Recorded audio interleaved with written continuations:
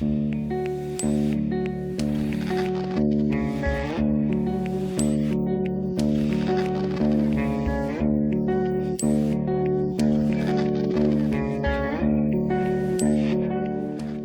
salamat sa inyong pagdating.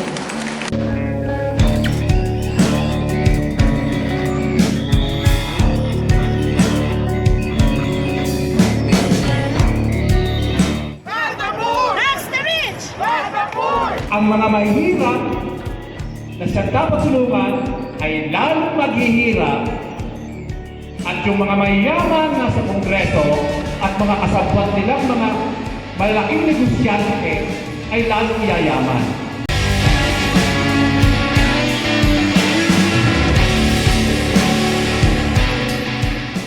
Ang panawagan, patalsikin, baguhin, panagutin ang nakaupong gobyerno.